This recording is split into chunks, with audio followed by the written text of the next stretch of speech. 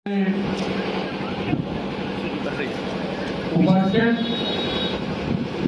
नागरिक बंधुओं और इस यात्रा में भाग ले रहे तमाम साथियों, सबसे पहले मेरा कार्यकारी सलाम।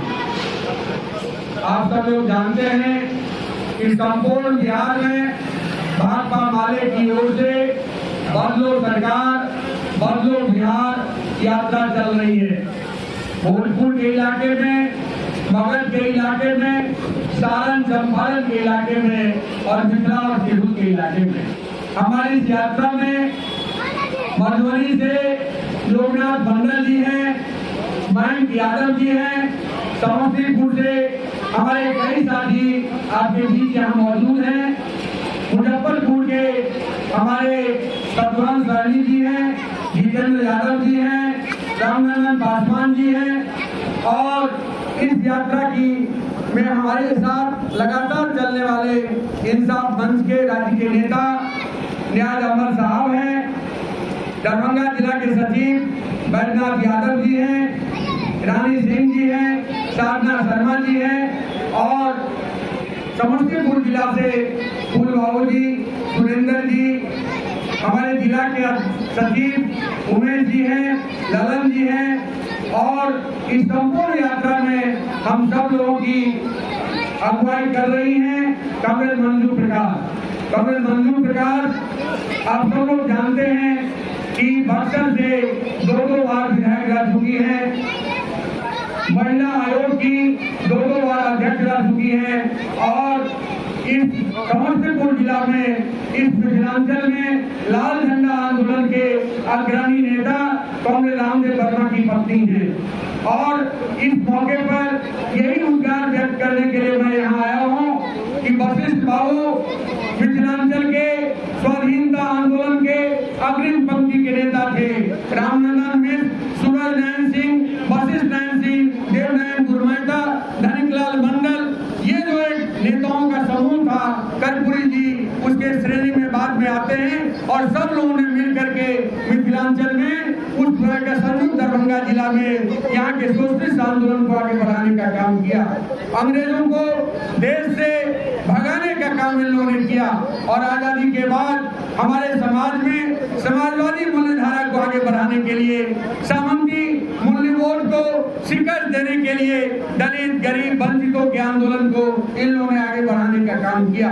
आज देश पर एक बड़ा खतरा है, जहां तक भी ये आवाज हमारी जा रही है, आप सब लोग इस पर विचार करिए कि हिंदुस्तान में आजादी के आंदोलन के जरिए जो कुछ हमने हासिल किया, आजादी के आंदोलन से एक बड़ा समुद्र मंथन हुआ, 2 साल 11 महीना 18 दिनों तक एक बड़ा मंथन चलता रहा। देश के सारे स्वतंत्रता सेनानी, देश के बड़े बड़े नेता उसमें शामिल थे। डॉक्टर राजेंद्र प्रसाद अध्यक्ष हुआ करते थे, बाबा साहब अम्बेडकर ड्राफ्टिंग कमेटी के चेयरमैन थे, तब जाकर के हमारा संविधान बना और उस संविधान के जरिए हमारा संविधान पूरी दुनिया में एक यूनिक संविधान है। सारे जहां से अच्छा हिंदुस्तान हमारा का सपना हमारा संविधान बयान करता है। उस संविधान में सबों के लिए बराबर का अधिकार है, धार्मिक स्वतंत्रता है, इबादत का अधिकार है, विपरीत अनेकता में एकता का एक संपूर्णता में समन्वय हमारे संविधान में है। लेकिन उस संविधान के मूल्यबोध को ये भाजपा की सरकार, ये मोदी की सरकार और ये फांसीवादी आरएसएस की विचारधारा उसको तहस नहस करने में लगी हुई है। वो चाहता है कि भारत के संविधान को बदल करके और फिर से एक बार इस देश में मनुस्मृति के दौर में हिंदुस्तान को ले जाया जाए। आपको ये सुन करके आश्चर्य होगा कि इटावा में एक कथावाचक यादव जाति के थे, उनके ऊपर हमला हुआ। हमला ही नहीं हुआ, बाल काट करके उनको दंगा घुमाया गया, उनको पेशाब पिलाया गया और उनकी जबरदस्त पिटाई की गई। और आप सुन रहे अभी सारिका पासवान के बारे में, सारिका पासवान ने उन्होंने ठीक ही कहा कि ये दलितों का हत्यारा, ये परमेश्वर सिंह मुर्दाबाद, ये नारा करते ही परमेश्वर सिंह के तरीके से समर्थक लोग थे। आशुतोष पांडे ने उन पर एक जबरदस्त हमला किया है।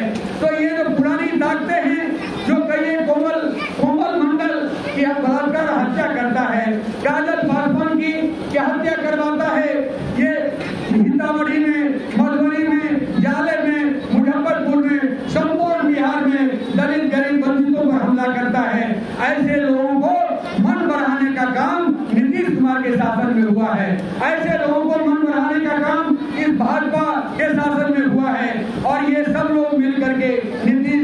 200 आवास में अब नहीं है।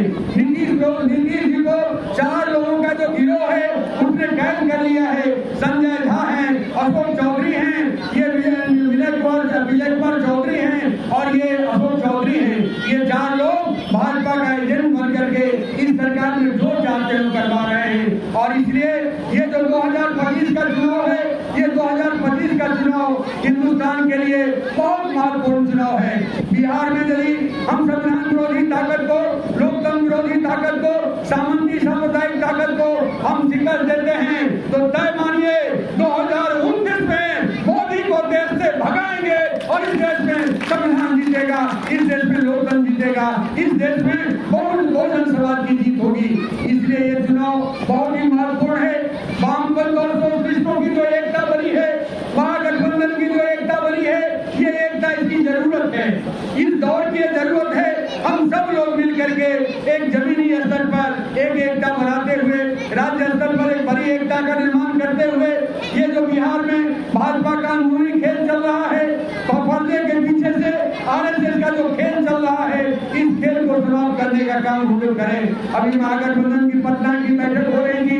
उस बैठक में हम लोगों ने तय किया है कि प्रखंड स्तर पर, पंचायत स्तर पर और बूथ स्तर पर महागठबंधन की कमेटियों को मजबूत किया जाए। और हम सब लोग यदि मिल जाएंगे तो महागठबंधन में ये जवाब की पार्टी है, जवाब का गठबंधन है।